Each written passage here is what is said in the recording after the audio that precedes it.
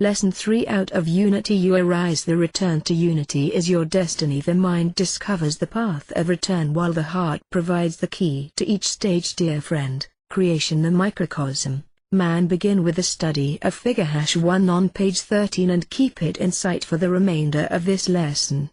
If you consider his structure as a whole, man, the microcosm or the little cosmos, is an image of the universe. Therefore, he carries in himself all the various energies which are the foundation of the macrocosm or great cosmos. This is how we should understand Hermes Trismegistus' words in the Emerald Table: that which is below equals that which is above, and that which is above equals that which is below, to perpetrate the miracle of the one thing. We are going to examine the energies we described earlier, but this time we shall concentrate on their relations to and actions at various levels of man's consciousness. Man's higher levels during the manifestation of the primary energy, and while it is still unitary in essence, myriads of focal points appear. Level 1.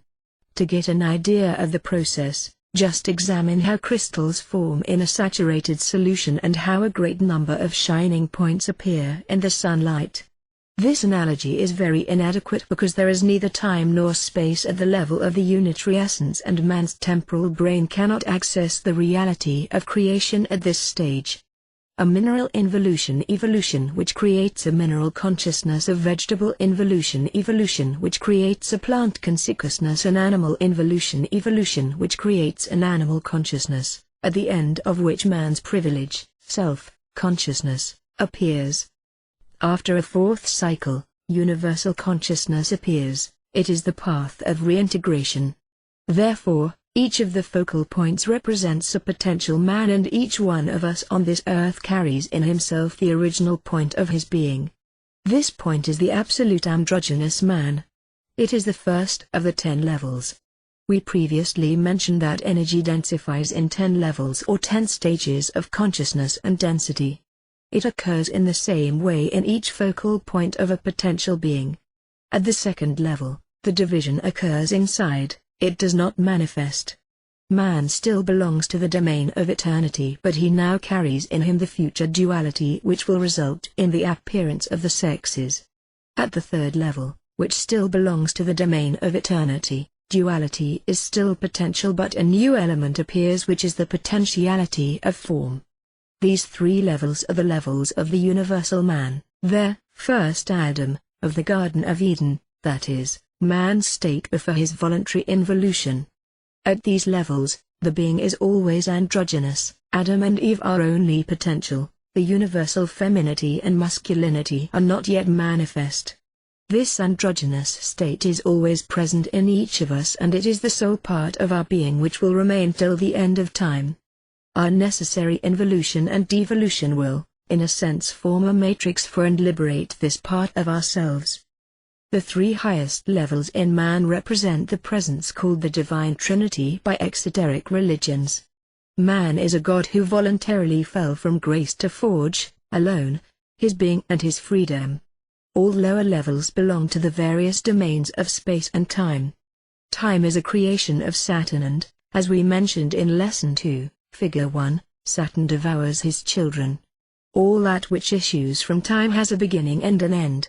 All that which proceeds from eternity is. Man's lower levels are prodigious barriers separates level 3 from level 4. This is the genuine descent into hell. Man leaves eternity for space, time. He leaves the Garden of Eden, second Adam, Adam and Eve. Here and now, duality manifests in every domain, space-time, matter. In the previous lesson, we attempted to explain the densification of the space-time duality. As soon as man enters duality, he loses the androgynous state. The separation of the sexes takes place, but it occurs progressively, as does space/time. There is a densification of the separation of the sexes, not only in man but in all things, which corresponds to the densification of matter and time. Alchemists thus consider the existence of the 3 male metals, the red metals, iron, copper and gold, and the 3 female metals, silver, lead and tin. Only mercury, which is a liquid metal, is considered androgynous. Therefore the two polarities exist at all levels of the manifest. The focal point, or man's consciousness, continues its involution into matter and descends, one by one, the steps of Jacob's ladder. We explained in Lesson 2 that each level is coherent, that is to say that the densities matter-energy man remain harmonious and that conscious life is possible for man of Earth at each level. The goal of creation for this operation of involution is simple, to allow original, man's consciousness to progressively adapt to denser levels so that it can reach the seventh day, level 10, where the density of matter, for all practical purposes, breaks all contiguous links between man and the higher levels, so that man, who is ignorant of his true identity, can acquire, with almost complete free will, all the elements necessary for his return. He will build himself. At each step of the path he is what he has forged himself to be, in order to become the son of his deeds, at the end of times. Only a unique force, a kind of pressure acts upon man. This force compels man to involve, during involution, to descend the levels of consciousness. Then, when he has acquired the various necessary elements, man receives the initiation of the nadir, and the force changes direction. Man is compelled to evolve and to ascend the levels of consciousness but with the complete freedom of choosing his return path. A genuine initiation is a modification of man's inner structure ensuring that the contact between the various levels of consciousness is re-established. In the case of the initiation of the nadir, which can only take place when man has attained the lowest level of involution, its effect is not to re-establish the link between the various levels of consciousness but to reverse the relationship among man's inner forces. Man's consciousness in the various levels. There is a last important point that should be brought up concerning the structure of the levels among themselves. At this highest level, man of eternity who started his involution from level 1, returns to level 1 after his evolution. His state of consciousness is then a consciousness of the totality of the universe, but unitary. At level 10, man is already closer to realized man because his consciousness, in our world, is also unitary. As above so below. It is not the case in the intermediary levels where consciousness is specifically not unitary. At levels 7, 8, 9, which constitute what occultists call the lunar astral world, man's consciousness simultaneously includes the three levels. Man lives in a triple space-time because this world contains 3 days of creation. It is the same for levels 4, 5, 6, which constitute the solar astral world. It is necessary to meditate on the lunar astral and solar astral worlds in order to be able to interpret the experiences of conscious contact on the one hand, and fleeting images or perceptions on the other hand. Only when you have reached the highest levels of consciousness in the lunar or solar world, does your consciousness simultaneously include the three inner worlds. The planet's influence on man. In addition, the various levels of density have been assigned to planets and corresponding organs of the human body. Knowing these correspondences is of importance for a practical application of esotericism. In order to understand the planet's influence upon man, it is first necessary to reverse the current scientific concepts according to which life proceeds from matter. Every esoteric adept is progressively and eventually led to the following concept. First, there is the being. The being creates consciousness for his evolutionary needs. Consciousness creates life. Life creates matter in order to possess the appropriate support and matrix for its activities and realization. A second concept should be considered. The universe is a gigantic man. Our galaxy is a living being with the 10 levels of consciousness, and in a similar way but at a lower level, so is our solar system. The organization, or rather the physical manifestation of the solar being is different from that of man. But you can find the same 10 levels of consciousness. Each planet exists because it is the material, concrete form of a level of consciousness at the focal point of its energy. The levels are equivalent in man and in the solar being, therefore there is a harmonious link between them and a reciprocal action of one upon the other. Each planet has a twofold aspect which corresponds to the duality of its level. The cosmic wind. When primary energy leaves eternity for space-time, it takes on a double, active and passive aspect but separates into several types of energy. As the white light of the sun splits into beams of colored lights when it passes through a prism, so does the energy crossing the abyss, split into 7 colors, into 7 different aspects, each of which has a double, active and passive polarity. Each of these colors of energy is in tune with a planetary genius, a second cause, lesson 2, and a planet, and forms one of the consciousness levels of the manifest world. A new aspect of this energy appears simultaneously which activates the drive for involution evolution. It is a kind of pressure of being as previously mentioned, or a cosmic wind. It is not easy to speak of the cosmic wind because the name used for this subject has already been confused by misinterpretations by individuals analyzing the sacred texts of the Christian religions. Before he crosses the veil of the abyss while he still belongs to the domain of eternity, man is called Elohim, and his structure is tuned to the unspeakable Hebrew word that is, the 4 letters of the Tetragrammaton, Yod He Vav He. Hebrew is read from right to left. The study of this name is interesting.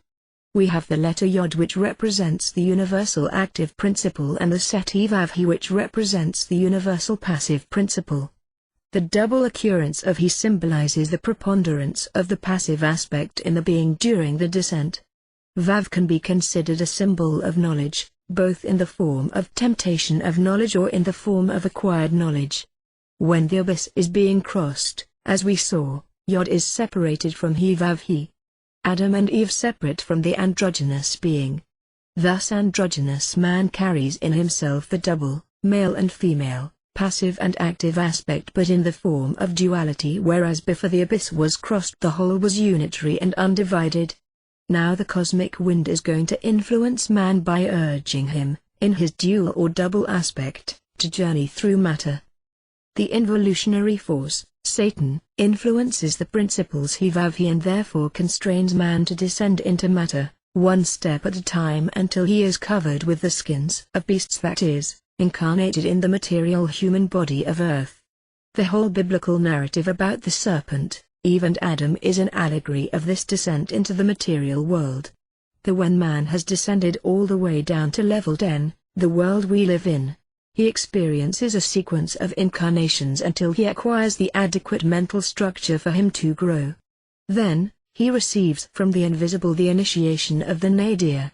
At that moment, the principle Yod of the duality becomes dominant and will dominate, for the duration of the evolution. The principle He Vav He which used to dominate the principle Yod during involution. For man who receives the initiation of the nadir, the return journey toward eternity has begun. The Satan aspect no longer has a hold on him. Now the Lucifer aspect dominates. Do not forget that Lucifer is the light bearer. The light which is carried by this aspect of the cosmic wind will bring the enlightenment needed for the return journey. Now the temptation of light replaces the temptation of darkness, the temptation of matter. Satan and Lucifer are not individuals beings, but they are the resultants of the influence of the cosmic wind appropriate to man's state. When passive is stronger, the action of the wind is Satan, involution, that is, the descent into the darkness of matter. When active is stronger, the action of the cosmic wind is then Lucifer evolution, that is, the return to the eternal light.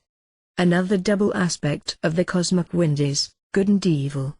During involution, good is that which provokes things toward the descent, evil that which makes them ascend. During evolution, good is that which helps ascend and evil that which hinders, in particular, attachment to the leaden weight of matter. In fact, it is good to meditate on Saturn's lead, level 3, and on the presence of the same symbol on the junction, allowing one to pass the veil of birth and death. Note: concerning the following terms, active passive, positive negative, and descent or fall, confusion should be avoided. In fact, these words have become loaded with unconscious meanings as time has passed and consequently have been unconsciously confused with the notions of good and evil. However, in nature, this is not the case. The positive is the acting energy, the negative is the energy constituting the element which is acted upon. One is necessary for the other, If one is missing, action is impossible. In the case of the double laws, the positive aspect of the law provokes the ascent, the densification, but it can occur only if densification, descent, has been previously accomplished. The descent or densification takes place when the passive, or negative, aspect has priority. The ascent or densification occurs if the active, or positive, aspect of energy has priority. Energy is neither good nor evil, it is. The previous lesson and this one which completes it, are the hardest to grasp in the entire class of fundamentals of esoteric knowledge. We recommend that you study them frequently until you can easily achieve an inner resonance with the ideas. Oratory work always follow the rules of Lesson 1 proposed exercise, meditation on Saturn. Start with the mirror exercise. Lesson 2, close your eyes as soon as you reach the black or just before you become submerged by the cold if such is the case. Visualize the symbol of Saturn, that is, obtain a mental picture of it in your mind. As soon as you successfully visualize it, do not think of anything. When the meditation is complete, note the symbols or the lessons you perceived or experienced. Be very careful, you may experience a feeling of eternity. Close the work as previously indicated. This exercise is for those who successfully completed the checkerboard exercise and the mirror exercise. It is for those only. Make haste but slowly. Note, meditation is a passive action, we are being meditated. The active aspect corresponds to the work of visualization. The passive aspect corresponds to the stage where we no longer think. This state of passivity should be maintained so you can hear the answer. Especially at first, the answer is weak and the smallest residual or parasitic mental activity can drown it out. A progressive but complete mental silence is necessary. Try to do as the fisherman does. The fisherman throws in the bait and waits until the fish bites. How to use the notebook. Lesson 1, write down your night experiences in the oratory, regularly. Before you go to bed, examine the notebook. On Monday night, for example, study the night or oratory experiences of the previous Monday night and that of the previous Mondays. Particularly focus on the Monday for weeks earlier. Thus fix in your memory what happened sensibly at the same lunar phase as the one you find yourself in. For the oratory, review the experiments which followed the work proposed with time and improvements. You can practice the same exercise on the same day of the week. It is best to do so. Ora et labora. The philosophers of nature. Appendix and figure. Appendix, the zero and the infinite. Article from the little philosopher. Figure #1, man and the universe. Appendix #1, the zero and the infinite. Article from the little philosopher. When one is on the mystical path, the belief that man's existence is limited to a single passage on earth does not seem logical nor rational. As soon as intuition, inner experience, or a kind of mental pressure leads us to conceive of man as an evolving being, the only coherent explanation of existence seems to be that man begins at zero and moves toward the infinite. Indeed, when evolution has started, what obstacle could restrain it before it reaches the infinite stage? It is obvious that man cannot pass from zero to the infinite during the course of his life on earth, as long as it may be. In addition, if this life were man's sole experience, the differences in conditions and duration could bring him to doubt the equity of the creative power. Thus, logically, we are led to admit the plurality of man's experiences, whether this plurality is lived on earth or elsewhere. Nowadays, a growing number of people agree on the idea of reincarnation. Some find that it explains and justifies the apparent injustices of this world, others believe they have reminiscences from a faraway past. But our position as practitioners of experimental mysticism somewhat differs from all that is generally said on the subject. First, we say that only personal inner experience can reveal the essence of the other planes of existence different from that of Earth. Personal inner experience, however, because of its very nature, cannot be communicated to others.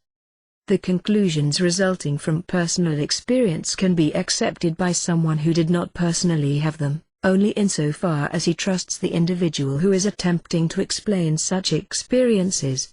The first thing we can say is that man has four principal levels of consciousness, that conscious existence is possible in each level, and that consequently evolutionary existence is not the exclusive privilege of life on Earth. The question which comes up for most people is what remains from one life to the next? Here most explanations cease to be coherent. We said earlier that man has four levels of existence which can be summarized in this way. Man of Earth who is incarnated in a physical body, has a unitary level of consciousness during his life on Earth. The life level immediately above occurs in the astral body. Consciousness has here a kind of triplicity, that is, while it remains one, it can access three different levels of perception. Above this existence is what the Catholic religion calls the glorious body. Consciousness is unitary, or at least becomes so at this level. The space/time duality disappears then, and the being finds eternity. Note that only the two extreme levels of consciousness are unitary. To understand the rest you need to know that all things, all acts, and all thoughts are engraved in the archives of nature. The prima materia, the ultimate essence, keeps track of all things for the duration of evolution. Be aware, the prima materia, the ultimate essence, somehow distills and fractionates it so that each act and each fact can be found in the memories of nature, but at different levels. The consciousness of Earth can access level 10 under certain conditions. The astral body can access levels 9, 8, 7. The glorious body accesses levels 6, 5, 4. And the reintegrated being can access levels 3, 2, 1, which, moreover, melts into one level when the return to eternity is accomplished. Each act, each work thus leaves a trace on the 10 levels, but this track is most deeply carved in the level involved because the resonance with that level is strongest. Thus intellectual work will be primarily engraved in 9, an alchemical or a magical operation in 8, a real esoteric work in 6 or 5, etc. For reintegration, only that which has been carved in 1, 2, 3, counts. What is done in 4, 5, 6, 7, 8, 9, is useful for the duration of the evolutionary path only. Let's now examine what happens at death. The brain is destroyed and the transmission from 10 to 9 no longer occurs. What remains in the incarnated man's consciousness is what has been carved in 9, 8, 7. Thus, a materialist won't have much because his work has been essentially carved in 10. But do not forget that if the carving has occurred, in this case in 10 essentially, it has also been recorded on all levels. The other levels have all been less affected the farther away they are from level 10. Thus, at the time of his death our materialist only possesses what has been fixed in him in the levels between 9 and 1, which is not much. By the time of rebirth, man receives a virgin, level 10, which he should progressively build by contact with the physical world. He has previously acquired all the structures he created in higher levels of consciousness. The knowledge of a physical past is possible only by consulting the archives of nature. The phenomenon is even more complex because, without special precautions, man cannot avoid the second death when the astral body is destroyed and, in this case, levels 10, 9, 8, 7 needs to be reconstructed on Earth. To get it in operation requires a lot more time than for those about whom it was written, they shall be marked with a white stone on the forehead so they won't know the second death. Some ancient occult writings say that every 10 or 12 incarnations, man lives a solar incarnation which lasts 1,000 years and where he remembers everything. This may be a symbolic and veiled statement. The so-called solar incarnation is in fact a life in which the self-consciousness is at level 6. At that level of consciousness, there is constant contact with the archives of nature, which justifies the expression, one remembers everything.